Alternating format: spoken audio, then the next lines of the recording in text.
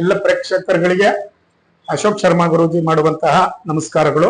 ಈಗ ಆಗಸ್ಟ್ ತಿಂಗಳ ಒಂದು ಮಾಸ ಭವಿಷ್ಯ ಹೇಗಿದೆ ಅನ್ನೋದರ ಕಡೆಗೆ ಎಲ್ಲ ರಾಶಿಗಳ ಬಗ್ಗೆ ಗಮನ ಹರಿಸೋಣ. ಓಂ ಅರುಣಾಕಿರಣ ಜ್ವಾಲಯರಿಂತ ಸಾವಕಾಶಿ ವಿತಪ್ತಿ ಜಪಪಡಿ ಪುಸ್ತಕ ವೈದ್ಯಸ್ಥಾಯಿತರ ವರ್ಕರಾಧ್ಯ ಪಲ್ಲಕಲ್ಲಾರ ಸಂಸ್ಥಾನ ವ್ಯವಸ್ಥೋ ಹೃದಯ ನಿತ್ಯ ಕಲ್ಯಾಣಶೀಲ ಬಾಲಾತ್ ತ್ರಿಪುರ ಸುಂದರ್ಯೇ ನಮಃ. ಸ್ವಾತ್ಮಾರಾಮಂ ನಿಜಾನಂದಂ ಶೋಕಮೋಹ ವಿಭರ್ಜಿತಂ ಸ್ಮರಾಮಿ ಮನಸಾ ನಿತ್ಯಂ ಶ್ರೀ ವೆಂಕಟಾಚಲ ದೇಶಿಕಂ. ಮಿಥುನ ರಾಶಿ 2026 ಆಗಸ್ಟ್ ಮಾಸ ಭವಿಷ್ಯ ನೋಡಿ. ಒಂದು ವಿಷಯ ಗಮನದಲ್ಲಿರಬೇಕು, ಇದು ಸಾಧಾರಣವಾಗಿ ನಿಮಗೆ ಏನಾದರೂ ವೈಯಕ್ತಿಕವಾಗಿ ನಿಮ್ಮ ಜಾತಕದಲ್ಲಿ ಹೇಗಿದೆ ಅಂತ ಫಲ ಗೊತ್ತಾಗಬೇಕಾದ್ರೆ ತುಂಬಾ ಅಥೆಂಟಿಕ್ ಆಗಬೇಕು ಅಂತ ಅಂದ್ರೆ ನಿಮ್ಮ ವೈಯಕ್ತಿಕ ಜಾತಕಗಳನ್ನ ಪರಿಶೀಲನೆ ಮಾಡತಕ್ಕಂಥದ್ದು. ಆಯ್ತಾ? ನಂಬರಿಗೆ ಕರೆ ಮಾಡಿ ನೀವು ನಮ್ಮನ್ನ ಭೇಟಿ ಮಾಡಿದ್ರೆ ವೈಯಕ್ತಿಕ ಜಾತಕ ಪರಿಶೀಲನೆ ಆಗ್ತದೆ. ಅವಾಗ ಏನು ಫಲ ನಡೀತದೆ ಅದನ್ನ ಹೇಳುವಂತದ್ದಾಗಿರ್ತದೆ. ಏನು ಮಿಥುನ ರಾಶಿಯ ವಿಶೇಷ ಅಂದ್ರೆ ಜಾಕ್ಪಾಟ್ ನೋಡಿ. ಮಿಥುನ ರಾಶಿಗೆ ಒಂದು ವಿಶೇಷತೆ ಏನು ಗೊತ್ತಾ?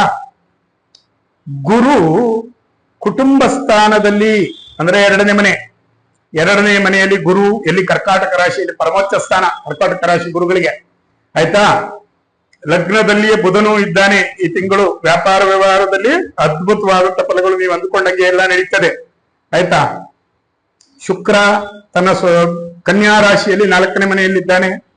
ಆಯ್ತಾ? ಮಿಥುನ ರಾಶಿಯಿಂದ ಅದು ಶುಭ ಫಲವೇ. ಆಯ್ತಾ? ಶನಿ ಹೇಳುವುದು ಬೇಡ, ಕರ್ಮಸ್ಥಾನದ ಶನಿ. ಆಯ್ತಾ? ಅದೂ ತೊಂದರೆ ಇಲ್ಲ, ಎಲ್ಲಾ ವೃತ್ತಿ ಕಾರ್ಯಗಳನ್ನ ಅನುಕೂಲವಾಗಿ ನಡೆಸಿಕೊಡ್ತಕ್ಕಂಥದ್ದು. 2027 ಏಪ್ರಿಲ್ ಅಲ್ಲಿಯವರೆಗೂ ಕೂಡ ಗುರು ಅತ್ಯುನ್ನತವಾಗಿ ಇರ್ತಾರೆ ಮಿಥುನ ರಾಶಿಗೆ. ಯಾವುದೇ ಗಾಬರಿ ಬೇಡ. ಎಲ್ಲಾ ವ್ಯವಹಾರಗಳಲ್ಲಿ ಯಾವುದೇ ಕ್ಷೇತ್ರ ತಗೊಳ್ಳಿ, ನೀವು ವಿಶೇಷವಾದಂತ ಫಲಗಳನ್ನ ಕೊಡುವಂಥದ್ದು. ಯಾಕೆಂದ್ರೆ ಗುರುವಿನ ಬಗ್ಗೆ ವಿಶ್ಲೇಷಣೆ ಮಾಡ್ಲಿಕ್ಕೆ ನೀವು 10 ಎಪಿಸೋಡ್ ಆದ್ರೂ ಸಾಲೋದಿಲ್ಲ. ಯಾಕೆಂದ್ರೆ ಗುರುವಿನ ಸ್ಥಾನವೇ ವಿಶೇಷ. ಆಯ್ತಾ? ನಾನು ಅವಾಗಲೇ ಹೇಳಿದಾಗೆ ಮಿಥುನ ರಾಶಿಗೆ ಕರ್ಕಾಟಕ ರಾಶಿ 2ನೇ ಮನೆ ಆಗ್ತದೆ. ಕುಟುಂಬ ಸ್ಥಾನ, ಧನಸ್ಥಾನ ಅಂತ ಹೇಳಿ ಕರೀತಾರೆ. ಈ ರಾಶಿಯಲ್ಲಿ ಗುರು ಜೂನ್ 2ನೇ ತಾರೀಕು ಪ್ರವೇಶ ಮಾಡಿದ್ದಾರೆ. ಈಗ ಇನ್ನೂ 1 ವರ್ಷಗಳ ಕಾಲ ಅಲ್ಲಿಯೇ ಇರ್ತಾರೆ, ಏಪ್ರಿಲ್ ತಿಂಗಳವರೆಗೂ. ಈ ಸಮಯದಲ್ಲಿ ಮಿಥುನ ರಾಶಿಯವರು ನೀವು ಯಾವುದೇ ವ್ಯಾಪಾರ ವ್ಯವಹಾರ, ನಿಂತಿರುವಂತ ಕೆಲಸ, ಭೂಮಿಯ ವ್ಯವಹಾರ, ಕೋರ್ಟು ಕಚೇರಿ ಏನನ್ನೇ ತಗೊಳ್ಳಿ, ಎಲ್ಲವೂ ಅತ್ಯದ್ಭುತವಾಗಿರುತ್ತದೆ. ಯಾವುದರಲ್ಲಿಯೂ ಕೊರತೆ ಬರುವುದಿಲ್ಲ. ಆಯ್ತಾ?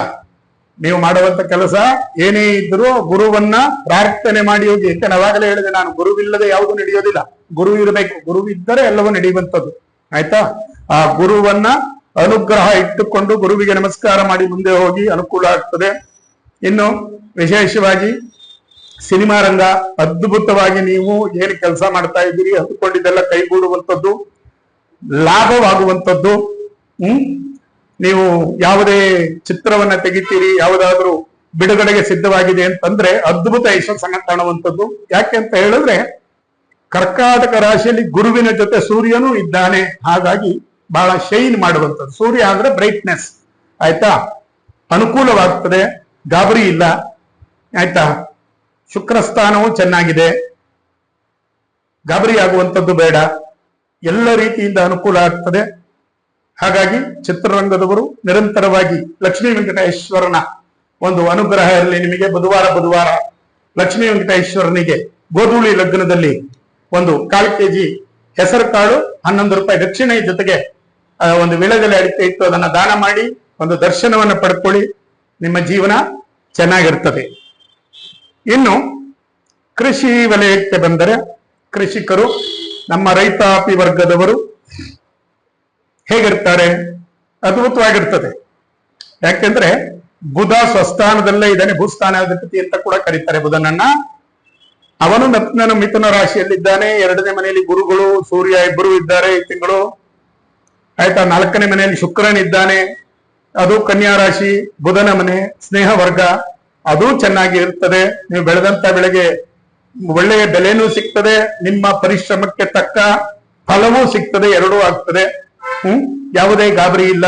ಮಿಥುನ ರಾಶಿಯವರು ಇಲ್ಲಿಯವರೆಗೆ ಏನೇನು ಕಷ್ಟವನ್ನ ಅನುಭವಿಸಿದ್ರೋ ಕಳೆದ ವರ್ಷ ಅದಕ್ಕೆಲ್ಲವೂ ಪರಿಹಾರ ಈಗ ಸಿಗುವಂತ ಸಮಯ. ಗುರುಗಳು ಅನುಗ್ರಹ ಮಾಡ್ತಾರೆ. ಏನು ಕೆಲಸವನ್ನ ಮಾಡಿದ್ರು ನೀವು ಅತ್ಯುನ್ನತವಾದಂತ ಬೆಳವಣಿಗೆಯನ್ನು ಪಡಿತೀರಾ. ಎಲ್ಲವೂ ಅನುಕೂಲವಾಗಲಿ. ಆಯ್ತಾ? ನಿರಂತರವಾಗಿ ಆ ಭೂಮಿ ತಾಯಿಯ ಆಶೀರ್ವಾದದೊಂದಿಗೆ ನಿಮ್ಮ ಕೆಲಸ ಸಫಲವಾಗಲಿ ಅಂತ ಹೇಳಿ ಪ್ರಾರ್ಥನೆಯನ್ನು ಮಾಡ್ತೇನೆ. ಹಾಗೆ ಇನ್ನು ನಮ್ಮ ರಾಜಕೀಯ ಕ್ಷೇತ್ರದಲ್ಲಿ ರಾಜಕೀಯದವರಿಗೆ, ಮಿಥುನ ರಾಶಿಯವರಿಗೆ ಒಂದು ಅದ್ಭುತ ಫಲ. ಯಾಕೆ ಅಂತ ಹೇಳಿದ್ರೆ, ಅಧಿಕಾರ ಸ್ಥಾನಾಧಿಪತಿ ಯಾರು, ಅಧಿಕಾರವನ್ನು ಕೊಡ್ತಕ್ಕಂಥವನು ಬುಧ ಎಲ್ಲಿದ್ದಾನೆ? ಮಿಥುನ ರಾಶಿಯಲ್ಲಿಯೇ ಇದ್ದಾನೆ. ಆ ಗುರುವಿನ ಅನುಗ್ರಹ 2ನೇ ಮನೆಯಲ್ಲಿ, ಧನಾಧಿಪತಿ ಕುಟುಂಬಾಧಿಪತಿ ಸೂರ್ಯನು ಅಲ್ಲಿಯೇ ಇದ್ದಾನೆ. ಸೂರ್ಯ ಗುರು ಇಬ್ಬರು ಏನ್ ಬೇಕು? ಆಯ್ತಾ?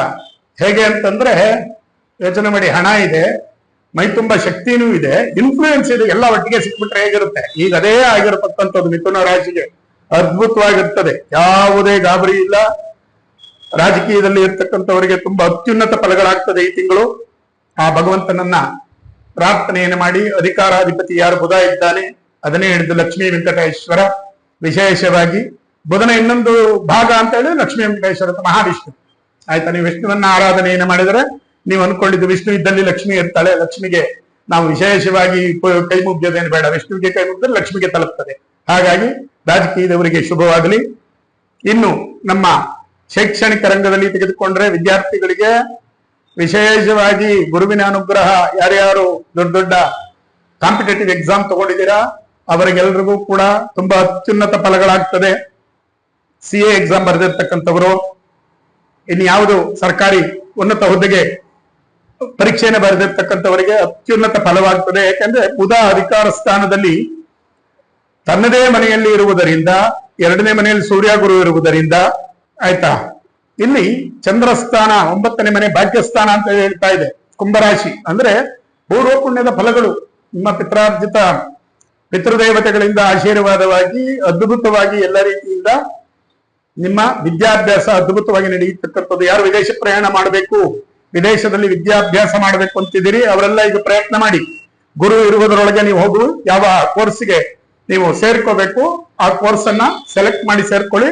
ಖಂಡಿತ ಮುಂದಿನ ದಿನಗಳಲ್ಲಿ ಅದ್ಭುತ ಭವಿಷ್ಯ ಇದೆ, ಎಲ್ಲವೂ ಒಳ್ಳೆಯದಾಗುತ್ತೆ. ವಿಶೇಷವಾದಂತಹ ಒಂದು ಸೂಚನೆ ಏನಪ್ಪಾ ಅಂದ್ರೆ, ಯಾರು ಯಾವ ರುದ್ರಾಕ್ಷಿಯನ್ನ ಧಾರಣೆ ಮಾಡಬೇಕು, ನಿಮ್ಮ ರಾಶಿ ನಕ್ಷತ್ರಗಳಿಗೆ ಅನುಗುಣವಾಗಿ ಯಾವ ರಾಶಿಯವರಿಗೆ ಯಾವ ರುದ್ರಾಕ್ಷಿಯನ್ನ ಹಾಕಿದರೆ ಅಭಿವೃದ್ಧಿ ಆಗ್ತದೆ, ಅನುಕೂಲ ಆಗ್ತದೆ.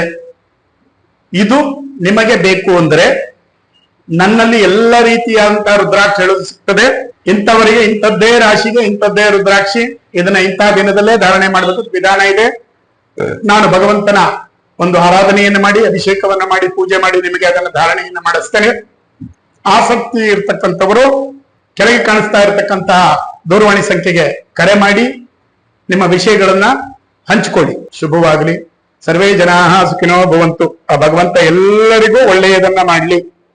ಇಂದಿಗೆ ಈ ಒಂದು ಸಮಯಕ್ಕೆ 2026 ಆಗಸ್ಟ್ ತಿಂಗಳ ಮಾಸ ಭವಿಷ್ಯ ಸಮಾಪ್ತವಾಗುತ್ತೆ. ಓಂ ಸ್ವಸ್ತಿ.